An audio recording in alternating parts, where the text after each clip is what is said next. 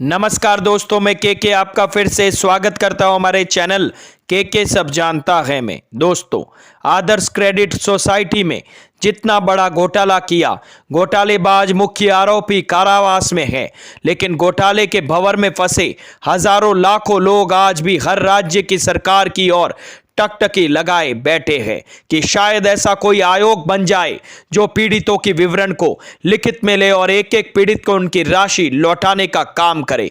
यह तभी संभव है जब आरोपी की प्रॉपर्टियों को बेचकर आम जन को यह पैसा लौटाया जाए। सबसे बड़ी विडंबना यह है कि आदर्श क्रेडिट सोसाइटी ने जाति विशेष के ऐसे लोगों को एजेंट बनाया जो कि मोहल्ला और कार्यालय में कार्य करते थे और कमीशन के लालच में लोगों को आगे लाया गया। यह एजेंट्स अपने रिश्तेदारों के पास गए और उन्हें समझाया कि आपकी राशि दोगुनी हो जाएगी, इसलिए आप इसमें अपनी राशि लगाएं, और यह भी बताया कि इसका फायदा मुझे कमीशन के रूप में मिलेगा। तो कई भाई भतीजे ने अपने निकटतम रिश्तेदारों को आदर्श क्रेडिट सोसाइटी में पैसा लगाने की हामी भरवाई। इसमें आदर्श क्रेडिट सोसाइटी में अपनी कई शाखाएं हर बड़े शहर में बड़े स्तर पर खोली। इसमें काम करने वाले कर्मचारियों की भी पगारें दी गई और ज्यादा लोगों को जोड़ने पर इनाम भी दिए गए। लिहाजा पूरे देश में करोड़ों लोग इसके जाल में फंस गए। कई लोगों ने सेवानिवृत्ति की अपनी बड़ी राशि इसमें जोक दी, तो कईयों ने अपने जेवरात बेचकर बड़ी रकम की आस में आदर्श क्रेडिट सोसाइटी में अपनी गाड़ी कमाई लगा दी। राजस्थान में आदर्श क्रेडिट सोसाइटी ने जोधपुर जैसे शहर में हजारों लोगों को अपनी चपेट में ले लिया। आज भी जोधपुर पुलिस के पास 30% लोग ही पहुंच पाए हैं। 70% लोग आज भी अपने रिश्तेदारों से आदर्श क्रेडिट सोसाइटी में फंसा पैसा लाने के लिए मांग कर रहे हैं, लेकिन यह तभी संभव होगा जबकि सरकार राजस्थान ही क्यों किसी भी प्रदेश में जब तक आयोग का गठन नहीं करेगी और यह आयोग पीड़ितों को बुलाकर हर एक का आवेदन नहीं लेगा, जब तक पीड़ितों को न्याय नहीं मिलेगा। सरकार को चाहिए कि इस तरह के आयोगों का गठन करे और पीड़ितों को न्याय दिलवाए। अब आइए जानते हैं इस फ्रॉड आदर्श कोऑपरेटिव सोसाइटी की इतिहास के बारे में। आदर्श कोऑपरेटिव सोसाइटी की पहली शाखा 1999 में सिरोही में खुली थी। पिछले 20 साल में यह संस्था वित्तीय लेन देन में लगी हुई थी। आदर्श क्रेडिट कोऑपरेटिव सोसाइटी की वेबसाइट पर दावा किया गया था कि देश के 26 राज्यों में इस संस्था की 900 से ज्यादा शाखाएं थी।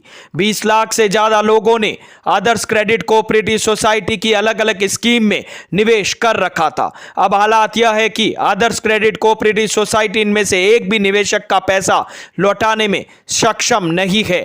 20 लाख निवेशकों के 14,1800 करोड़ रुपए दांव पर लगे हुए हैं। तो आखिर इतना बड़ा फ्रॉड हुआ कैसे, आइए जानते हैं। इस कहानी की शुरुआत होती है 1992 में। सिरोही के एक रिटायर ग्राम सेवक जी थे, नाम था प्रकाश राज मोदी। संघ की तरफ रुझान था। सरकारी नौकरी से निवृत्त होने के बाद संघ के किसान मोर्चे भारतीय किसान संघ से जुड़ गए। सिरोही जिला के संयोजक बना दिए गए। समाज में छवि ठीक थी। 1990 में भैरव सिंह शेखावत के नेतृत्व में भाजपा की सरकार बनी। दशकों सत्ता से बाहर रहे संघ परिवार ने तमाम संस्थाओं में घुसपैठ करना शुरू कर दिया। 1992 में दी सिरोही अर्बन कॉमर्शियल बैंक के चुनाव हुए।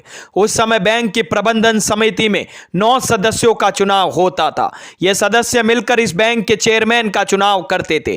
प्रकाश राज मोदी पहले बैंक की प्रबंध समिति के सदस्य चुने गए। इस चुनाव में कुल 9 में से 7 सदस्य ऐसे थे जिनका रुझान संघ या बीजेपी की तरफ था।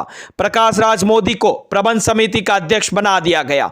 अगले 5 साल इसी प्रबंध समिति को बैंक का प्रबंधन देखना था। साल 1994 प्रकाश राज मोदी का इंतकाल हो गया। सहकारी समिति में प्रबंध समिति चलाने के कुछ कायदे हैं। इनमें से एक नियम यह है कि अगर प्रबंध समिति के किसी सदस्य का निधन हो जाता है तो वो अपने पद से इस्तीफा दे देता है, तो इसकी जगह पर सहकारी समिति के किसी और सदस्य को प्रबंध समिति का सदस्य बना दिया जाता है। नए सिरे से चुनाव नहीं करवाए जाते। यही वो मोड़ था जिसने इस सहकारी बैंक के मुस्तकबिल को बदल दिया गया। प्रकाश मोदी की मौत के बाद उनके बड़े बेटे मुकेश मोदी को प्रबंध समिति का सदस्य मनोनीत किया गया और उन्हें सर्वसम्मति से प्रबंध समिति का अध्यक्ष भी चुन लिया गया। प्रबंध समिति का अध्यक्ष बनते ही मुकेश ने सबसे पहले बैंक का नाम बदलने की कवायद शुरू कर दी। रिजर्व बैंक को अर्जी देकर दी सिरोही अर्बन कमर्शियल बैंक का नाम बदलकर माधव नागरिक सहकारी बैंक रख दिया गया। यह नाम आरएसएस के दूसरे सरसंघ चालक माधव सदाशिव गोवलकर के नाम पर रखा दिया गया था। मुकेश के इस कदम ने उन्हें आरएसएस के स्थानीय नेतृत्व की आंख का तारा बना दिया। यह बहुत सोचा समझा कदम था। मुकेश खुद के लिए जरूरी राजनीतिक संरक्षक हासिल करने में कामयाब रहे। इसी राजनीतिक संरक्षक के दम पर उन्होंने अपने भाई वीरेंद्र मोदी को सिरोही नगर पालिका का अध्यक्ष भी बनवा दिया। साल 1999 में मुकेश माधव नागरिक सहकारिता बैंक की प्रबंध समिति से हट चुके थे। उन्होंने अपनी जगह अपने भाई वीरेंद्र मोदी को प्रबंध समिति का अध्यक्ष बनवा दिया। 1999 में मुकेश ने क्रेडिट कोऑपरेटिव सोसाइटी खोली, नाम रखा आदर्श क्रेडिट कोऑपरेटिव सोसाइटी। यह सोसाइटी मुख्य रूप से लोन देने का काम करती थी, लेकिन लोन देने के लिए इसके पास पैसा कहां से आता था? दरअसल यह सहकारी समिति अपने सदस्य बनाती थी। यह सदस्य समिति के शेयर होल्डर होते थे। यह समिति में अपना कुछ पैसा निवेश करते। सोसाइटी इस पैसे को सूद पर देती। सूद के तौर पर जो मुनाफा आता वो सोसाइटी के शेयर होल्डर में बांट दिया जाता था। 1999 में सूबे की सत्ता बदल चुकी थी, लेकिन मुकेश मोदी का जलवा चस का तस था। अशोक गहलोत के नेतृत्व में सूबे में कांग्रेस की सरकार चल रही थी और प्रसादी लाल मीणा सहकारिता मंत्री थे। मुकेश मोदी ने माधव नागरिक बैंक को सहकारिता विभाग से उन्मुक्त करवा लिया। माने 1999 के बाद माधव नागरिक बैंक में सहकारिता विभाग का कोई सीधा हस्तक्षेप नहीं रहा।